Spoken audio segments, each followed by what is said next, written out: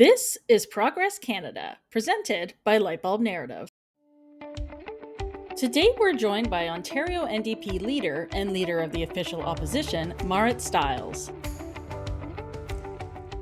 Thanks for joining me.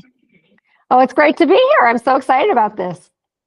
All right, so the first thing that I want to talk about is the start of this year, because we are sort of in a year-end phase already. I know it's the end of November when we're recording this, but that's pretty much the end of the year.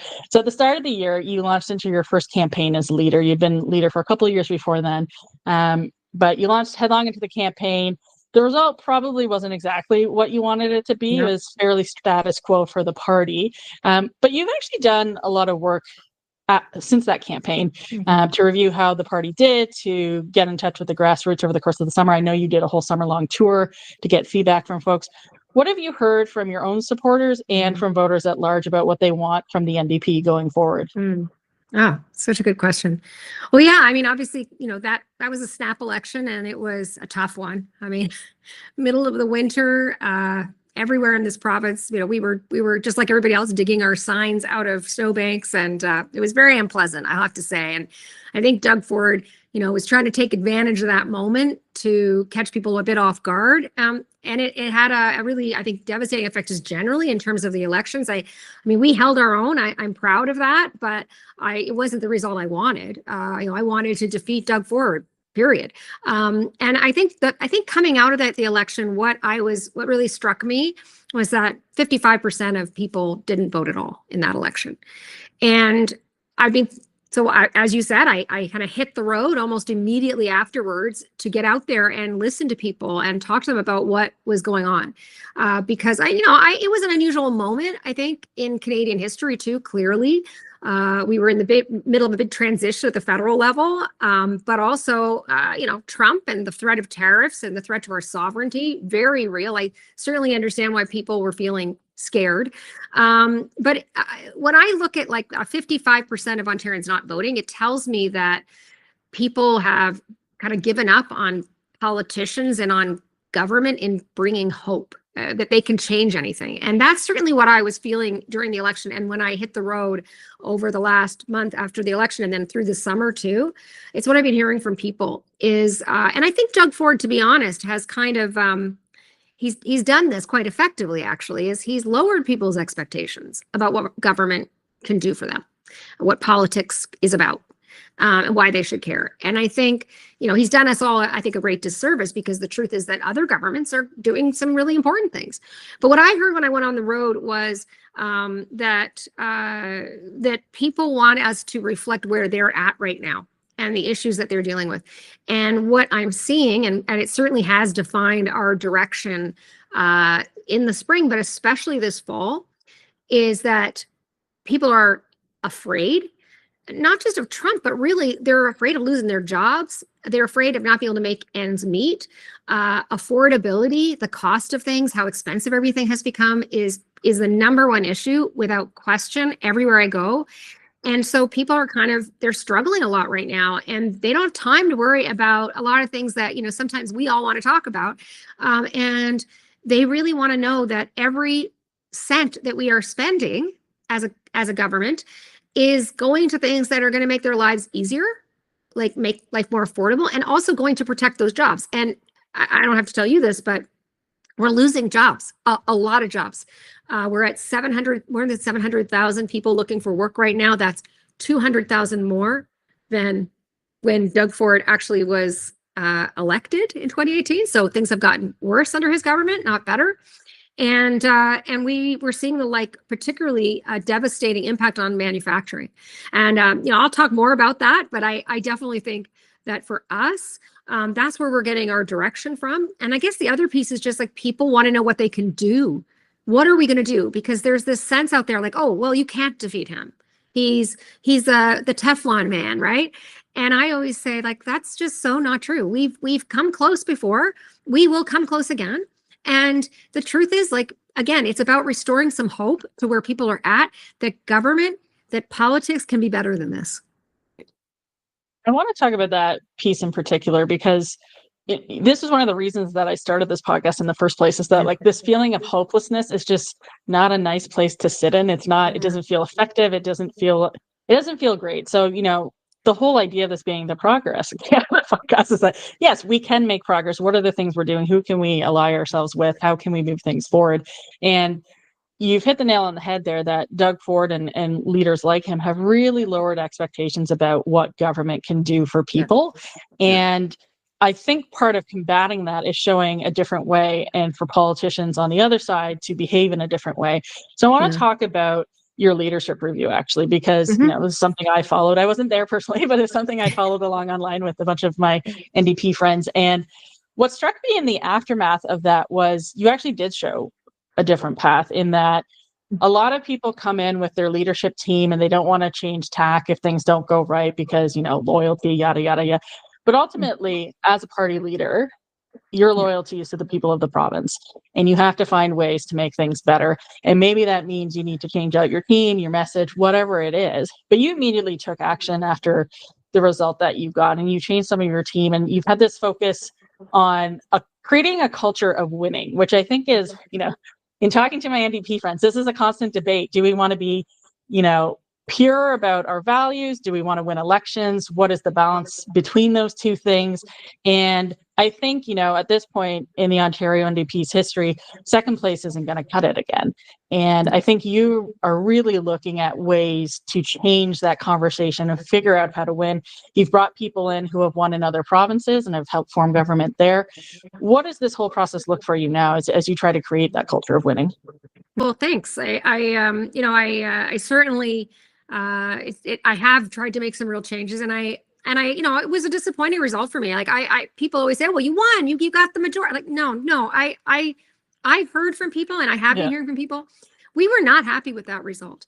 And, for me, in that election, and, not going too deep into strategy or anything, but, we knew that Doug Ford was coming hard after our MPPs, after the seats that we held, and we had to do everything we could to hold on to them, and we did. And I am very proud that we were able to do that. But the cost of that is that we did not defeat Doug Ford, and we have to be ready to defeat him next time. And I think that's what people expect us to do. They are expecting us to take him out and to actually replace him with an NDP government. And I guess I would say, when I've been going out there, as I said, and listening to people over the summer, I was getting a sense of that. So when the convention happened, it was a signal to me that now is our opportunity, actually, to change things up a bit and to have a winning approach, an approach that's focused on actually what it's going to take to win in this province. I actually, as you mentioned, I brought in some new people. My chief of staff comes out of Wob Canoe's team, and before that worked with the Notley government in Alberta, and so has a track record of winning governments and then actually being part of governments to deliver really good, important things. And one of the things that she reminds me and our team here about is that when you make government, you could actually make the kind of change that really changes people's lives, and never to lose sight of that. So one of the examples she gives is in Rachel Notley's government. When Rachel Notley became premier, in those years of that term, reduced child poverty by half in Alberta. Just that alone it moves me to think about that kind of impact you could have then on a whole generation. So no small thing, and not to be taken for granted. And we have a strong caucus. I have an extremely strong team of MPPs. Most of them have a lot of experience. Many of them are leaders in the areas that they are now, shadow ministers for, and they can play a big role in this too. But we've formed government just recently in 2 provinces, right? We have a long history of government, particularly in the prairies, but we're in government in Manitoba and in British Columbia, and in other provinces around the country. We are in a very strong position in many of those provinces as official opposition to be able to form the next government again. So, but taking those lessons, understanding what it means, and I actually don't see it as being we give up our values in order to win. I see it as just being very clear about our focus and listening to where people are at. And I think that is, again, the critical thing, right? It's where are people at right now? So if people are hurting right now, if people's main concern is how do we make ends meet, then we should be speaking about those issues and we should be delivering solutions to those problems. And that's what we're going to do. And in on the sort of more organizing side of it, what does that mean? It means that I have to be out there and we have to be out there as a team in every community in this province. And again, we're lucky. We have a really strong caucus that has excellent representation in every corner, every region. But we need to be building, and we cannot afford to come third or fourth in any ridings in the next election. So we are going into a really insignificant organizing stage right now, where we're going to be inviting people to join us. And that's going to be my role as a leader, is going around actually and saying to people, maybe you've never voted NDP. Maybe you voted Liberal last time. Maybe you voted Conservative or Green. And maybe, you didn't vote at all. So I want to offer you up an opportunity to be part of what we're going to do here, the movement that we're going to build. And we have to be clear with people that that's going to mean hard work between now and the next election. Because while we do raise money, we've raised a lot of money, we have a good track record, we're never going to raise the kind of money from the rich folks in this province that Doug Ford does. So our power is in our people. So I'm really focusing on that kind of organizing, while at the same time making sure that the things that we're talking about and proposing connect with where people are at right now and make their life actually better. And I think that part is we're starting to see some results for sure. When I think about the NDP, there's a sense of the NDP in Ontario, which, some voters have a very specific viewpoint of a 1990s government and base everything on that. But that is an entire generation ago. Yeah. It's a couple generations ago at this point almost. And when, at your convention, you had a number of different opposition leaders and premiers drop in either virtually or in person to participate. And the NDP is really building a bit more of a national movement in recent years because, to your point, I'd have to check my table, but I think every government in Ontario at the provincial territorial level, for those that have parties, is either the NDP in government or official opposition. That's right. There's only one Liberal premier left, of course. So the NDP is doing quite well nationally, and there seems to be a new identity of the NDP across the country at this point. How much of that do you try and build on? Because when I think about Ontario, people are really fixated on this one NDP government that, that leader is now a Liberal. And this is a government that was so long ago that no one in that cabinet is in your caucus. There's a number of times removed there at this point of people who served in both. And, how do you build on some of the experience from other provincial parties across the country and some of the talent as well that's in the party, because I think it really is. It's not your grandfather's NDP anymore, despite the conversation about returning back to roots and stuff like that. Yeah, I think New Democrats, just like every other party, I think we are proud of our roots. We're proud of what we accomplished. I actually, I often do refer to the positive things that the NDP government did in Ontario. I will refer back to the housing that we built, the affordable housing we built in that period that people are benefiting from today, that we should never have stopped building, right? So I talk about those things that we accomplished because I think they're really important. But absolutely, we are a different group of people. We have a lot of new energy, and I think we're talking about issues that are frankly 21st century issues. We're dealing with a totally different kind of global reality today, and the party federally is certainly in the midst of a leadership election, which I think is really exciting because you are seeing a lot of different perspectives, a lot of very different kinds of candidates, but they're offering a lot of really interesting solutions, and that's what I love to see is actual solutions that connect to people. So for example, I think that we talk about healthcare. NDP, we built public healthcare in this country. It started in Saskatchewan under Tommy Douglas. So we've always been very closely associated with the public healthcare system. But people today, young people today, they may not know that. we have to make sure that they understand why it is that public health care is so critical and connected to their lives.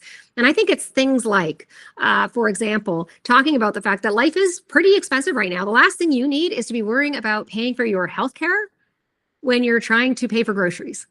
And also talking about our public healthcare system as a competitive advantage, which I love to think about, because we're talking about trying to build out our manufacturing sector, right, which has been just devastated. We have our manufacturing sector jobs are at the lowest they've been since 1976. That news just came out yesterday. So we are in a really bad place. Okay, so how do we build that back? I mean, our public healthcare system has actually been a competitive advantage. It attracted companies here who knew that healthcare, their workers here would benefit from that public healthcare system. It's like dollars and cents, but it's a kind of investment that we know is the right thing to do, but it's also the smart thing to do. And it keeps people healthy, and that costs less. So there's a lot of economics to this. But also I think that those are really important things to talk about, and that there's good jobs. And I guess that's the other thing, right? Is you did mention of getting back to our roots a little bit, but I do think that now probably more than ever, there's an understanding of the importance of having good jobs, stable employment, and how hard that is to find right now.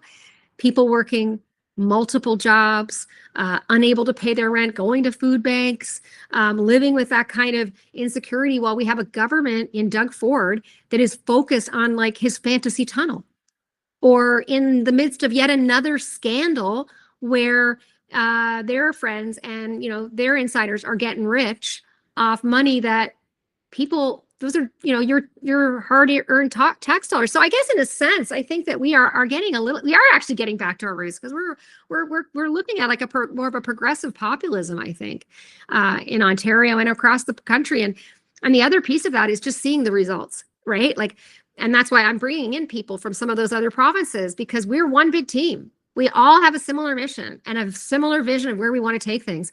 But the stuff that David Eby is doing in BC, some of the steps he's taking to address the healthcare crisis, to build homes, to get rent under control, these are things that we have been presenting as solutions here in Ontario for years now. And the government just refuses because they're so ideologically opposed to doing any of it. And the result is rent is through the roof. Nobody can afford anything. And our healthcare workers are burning out and leaving the province. So, there are things that we could do right now. And that goes back to the point about like giving people hope again. It doesn't have to be like this. I got to tell you something, just as an aside. I was at a meeting the other night with people who wanted to talk about like housing issues and things like that, and the schools bill. And I just said the name Wab Canoe, and this one woman started sobbing. And it's because like she sees what's going on in another province, who takes an approach that's based in like evidence and empathy and actually doing good things to change lives for people, change people's lives. And I think a lot of people are, have a kind of political crush on Wab Canoe. I know that. I do too. but it gives you hope, right? That there's another way to do this. And again, as you said, and I said, Doug Ford has driven down people's expectations of what government can do for you. There's something I want to talk about that we sort of brought up with the election as well. The timing of the election obviously was set up the way it was so that Doug Ford could do as well as possible. But we are in this era now, and it tends to happen anytime Trump is in power, where just events are constantly changing and there's constantly something going on. And it's really, really hard for anyone to break through in the news, particularly political parties who are in opposition, because as we know, government tends to drive the agenda and the media cycle, which, we saw today with Doug Ford bringing the media out to whatever announcement he was doing, and that making them late for other things.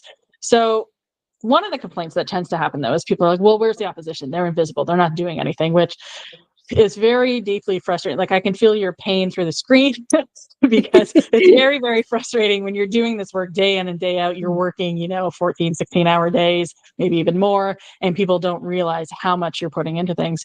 something I want to bring up is the fact that in the first month since the House returned after Thanksgiving, your party put out 61 news releases, which is an insane number in my head as somebody who writes news releases. And like you're constantly putting stuff out about what's happening in the legislature, about what's happening in the ministries, what's happening across the province. You've got wall-to-wall coverage when you got kicked out of the House the other day. But it almost seems like it has to be something that dramatic for the news to shift back over to the opposition. How are you trying to break through now into the media landscape when it's so crowded? And how are you trying to reach voters on sort of a day-to-day basis? So last week when I was ejected from the legislature because for anybody who doesn't already know, because I've been asking the Minister of Labor and the Premier for more than 5 weeks now, every question period, why they about this particular scandal involving a fund that the Minister of Labor controls, $2.5 billion fund, a good fund, a fund that's there for good reasons to retrain people and build skills. But we know, and the Auditor General did a report on this and showed very clearly, and the ministers actually admitted it, that they made political decisions, that the politicians interfered and gave certain applications a bump up, that they got funding even though they were ranked really low. And those applications are connected to the minister, to the Conservative Party, to their lobbyist friends and insiders. And so we've been raising this, and I've been frankly shocked that the Minister of Labor is still sitting in his chair. I think he should have resigned on day one of this. He should have taken responsibility and said, I'm going to step aside. And I'm appalled that the Premier hasn't fired him. So I think it's a really important one, because to me, it's the kind of stuff that makes my blood boil, especially when I'm going around the province and I see people struggling so much with just everyday stuff. And then I see that government disrespecting them so much by frankly, focusing on just making rich people richer, making their friends richer. This is corruption. And so in the legislature that day, I was asking the question, and people always say to me, why don't you just call him a liar? Why don't you just say he's corrupt? Well, I can't, because it's considered unparliamentary and I can't say it in the chamber. And so I did say corruption. I said they're corrupt. I said it's this endless grift and this corruption of this government.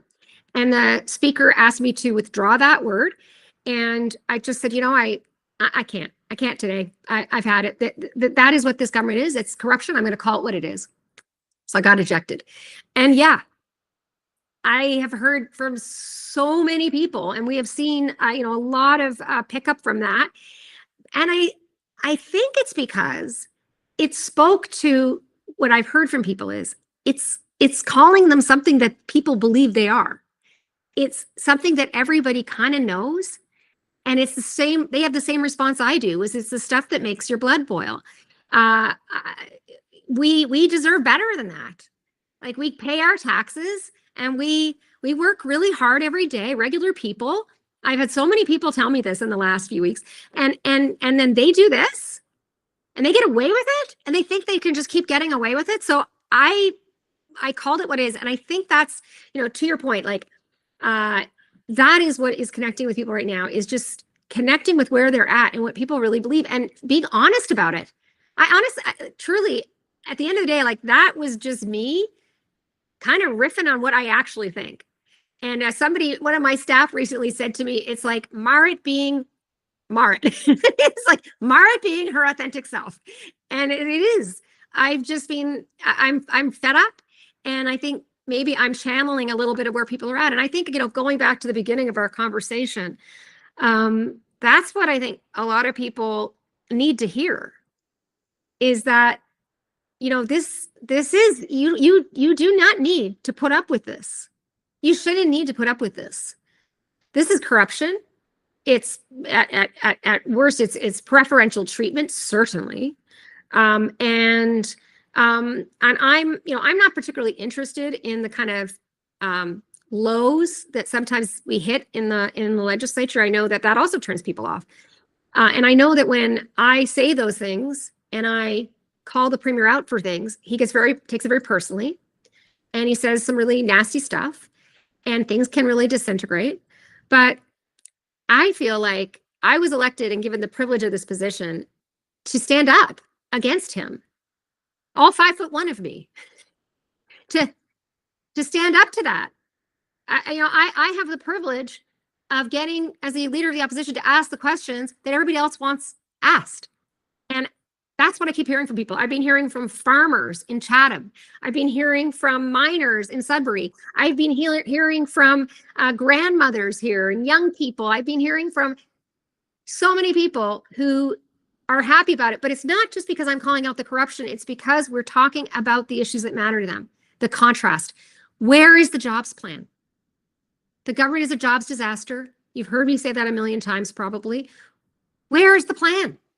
Who is fighting for those jobs in Brampton, at the Stellantis plant, in Ingersoll, with the GM workers, in Oshawa, in Sault Ste. Marie, in Windsor? Who is actually fighting? Doug Ford talks a good game and he has a lot of nice stunts, but nothing is changing for those people. They're still getting laid off and there's no solution in sight. And I think that is where people are at right now. They're really scared and they need to see somebody actually calling the government to account for it. That's my frustration with this, because there are over 800,000 people in this province without work. That's the size of Hamilton. That is a lot of families who are struggling to make ends meet. And every time they're off doing some kind of nonsense, they're not focused on the struggles that people are really having. And that is their entire job. We talk about the Skills Development Fund. We talk about Ontario Place. There's all these different scandals they have. The concern I have when I was in government, I was at Treasury Board Secretariat, and we were actually, this is, the post-email scandal in the McGuinty years, and how do we ensure accountability and all these measures. So we had brought forward an accountability bill. It was a big piece of legislation. I think it had 400 amendments on it, I seem to recall. And there was a big piece of legislation that was brought in. Most of it is, that Ford is now ignoring in office. But it occurs to me that he has so many scandals that essentially fills the window where there's just too many things to pick and choose from. So you get a bit of a Trump factor where no one really latches onto anything. And that's how he's able to maintain his Teflon status. What I haven't been hearing from the other parties, and I think what voters are looking for, because I think voters do see all politicians as relatively corrupt or not for them, or all these kinds of things. They really see it as just like a blanket statement across the board.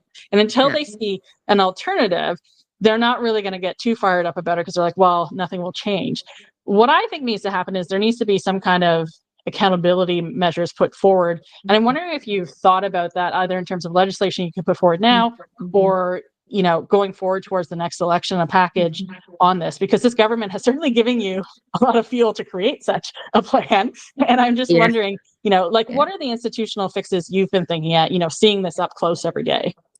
Yeah. Oh, absolutely. And, I've seen a lot of changes, not just under this government, like over a few decades now, of like just gradually doing away with some of the tools that opposition has as well, right? To call government to account. That's an ongoing thing. It's happened at the federal level. It's happening here. And I, obviously there's a lot we need to change there, but I also think, the answers are all right there. We've put forward some of this in legislation already, but the integrity commissioner, the last one, David Wake, he was amazing. And he actually kept saying every year in his report, he'd say, we need to really tighten these things up. I'm given I have my orders. I know what I can look at, but it needs to be tougher. Like, for example, if there's a appearance of conflict of interest, that's a conflict, that's bad enough. And so I think there's a lot of things we can be doing. I think some of that goes back to actually bringing back some of the accountability mechanisms that used to exist. And some of it, the government conservatives have just gotten rid of. Like, they've just stopped bringing legislation out to communities for hearings and getting people to have a chance to provide input. We saw that just this last week with bill that was making some pretty major changes to what the Minister of Education can do to colleges and universities. The bill that is meddling around with the rights of tenants, right? So this kind of legislation, and the government might disagree with me about my take on those bills, but what they haven't done is actually listen to anyone. They haven't gone out there and given anyone else an opportunity to have a say and to share what their concerns are. So what you end up doing is you keep passing bad bills. And sometimes I would say even the government doesn't realize that their bills are bad enough. Like they don't realize what the consequences are because they don't listen to anyone. So I want to see us start to provide more opportunity for people and experts to have input.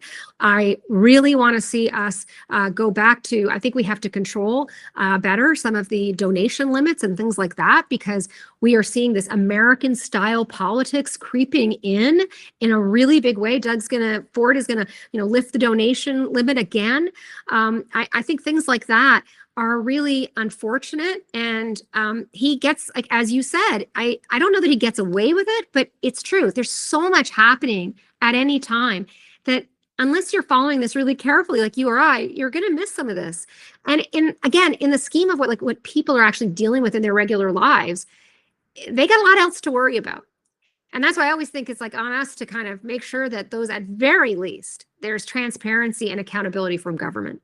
So we need to toughen up some of those laws to make sure that governments can't get away with some of this stuff. Tighten it up, tighten up the donation limits. So, it isn't just Doug Ford can't just have, these $1,500 a plate dinners and then give out grants to the people who spend the most money. We've got to get away from that kind of politics, because what it means is that only the people that can afford to play that game benefit from government. Regular people get left behind every single time. I call, I don't know who said this first, but Donald Trump is the merchant of chaos. And like Doug Ford is like his little brother. And I'll give you another really good example that just happened this afternoon, which is the government did away with speed cameras. They said municipalities can't have speed cameras anymore. Okay, so you can agree or disagree with that, but what they said was, well, you know what, but we'll help the municipalities out because you spent all this money on this stuff, and we're going to send you some signs to put up in your communities. We'll pay for that and we'll send them to you. Well, a municipal councilor I know in Brampton, Rowena Santos, she had a great picture today standing up next to one of these signs. It's massive. They're highway signs, and they're supposed to go, and they're like for school zones. So it's like, what don't you get about neighborhoods? They cannot put these signs up there. There is no room. It's the wrong kind of sign. And this kind of silly fix, and that they get wrong every time, is because these are stunts. These are issues that they throw out there to divide people, to distract people from what's going on in what they're really doing, which is nothing to address the jobs crisis you mentioned.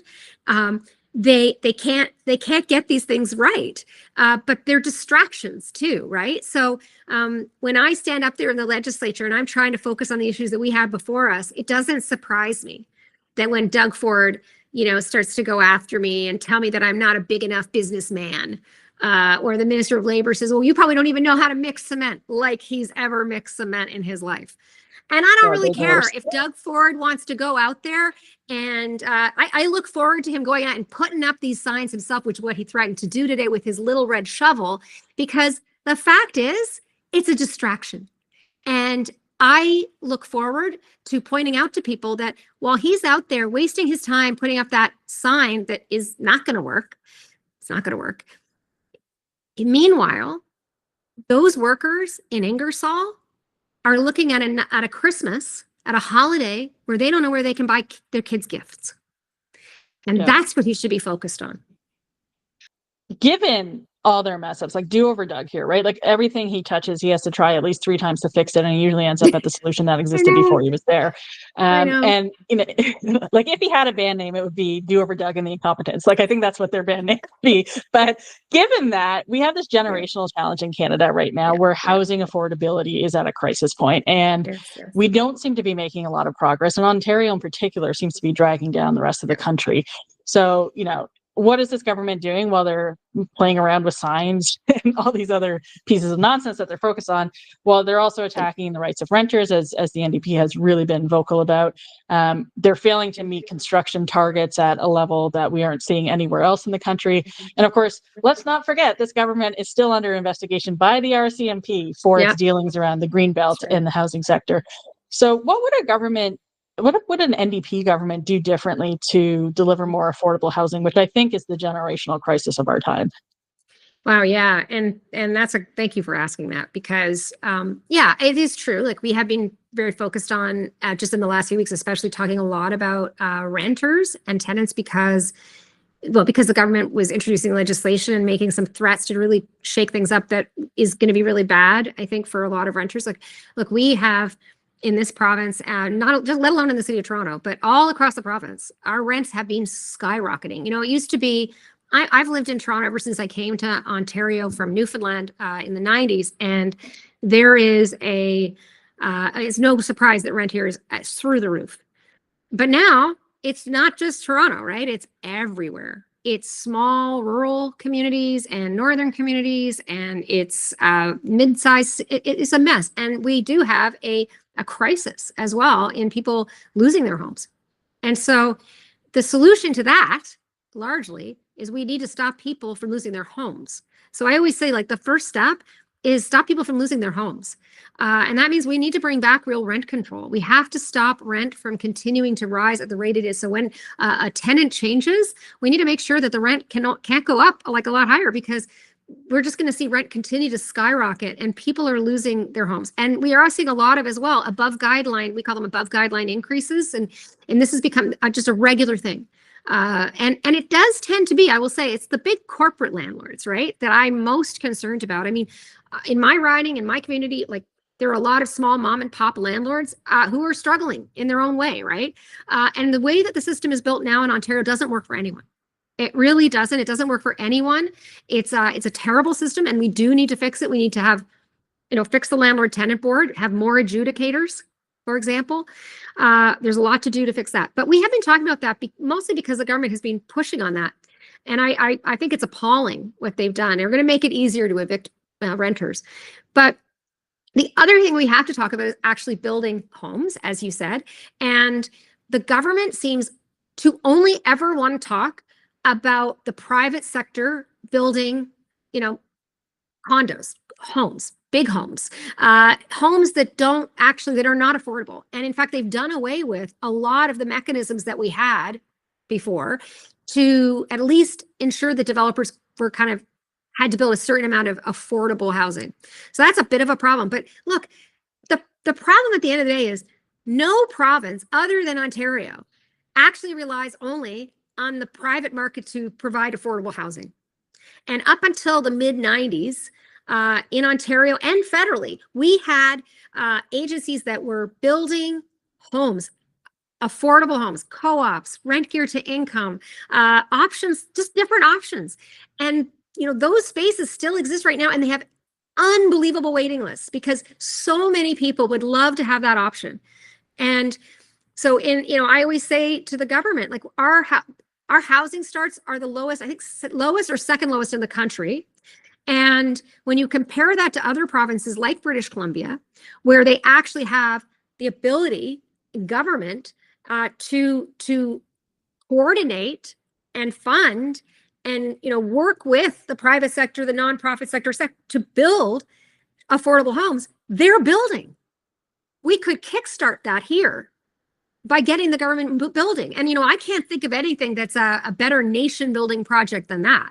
And we call that our Homes Ontario plan, and we've been talking about it for a number of years. But the government used to say, "Oh, you are a bunch of communists. We're talking about building affordable homes." Please give me a break. There are so many people in this province who have survived and thrived because they had access to homes, single moms who raised kids in rent geared to income homes, their kids were able to grow up in that and go to school, and generations of people have benefited from this.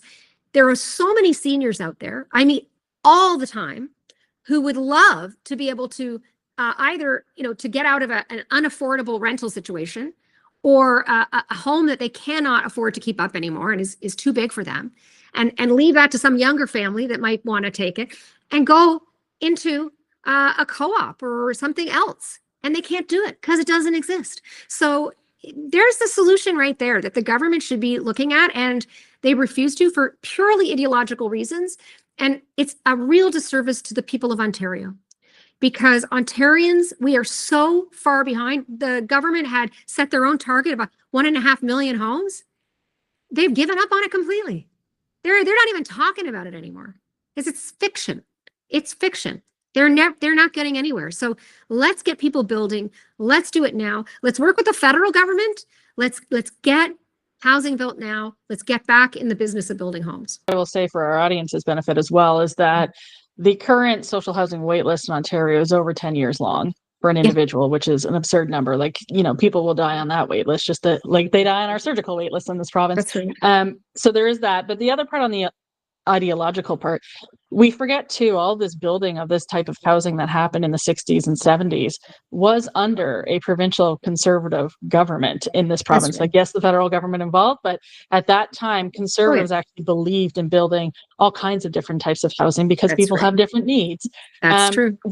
I'm gonna have you back to talk about healthcare and education because we didn't even get to that. But I love talking education too. That could be a whole episode. I was going to say, as a former trustee yourself, they've gotten to the point where they're just hiding test scores from parents, and that's a whole conversation on its own. But we'll have to have you back to talk about that. But just before we wrap up here, we are heading into the holidays, so I wanted to ask you about what your holiday plans are. I'm told that you like to cook, perhaps bake as well, and that there may be recipes involved.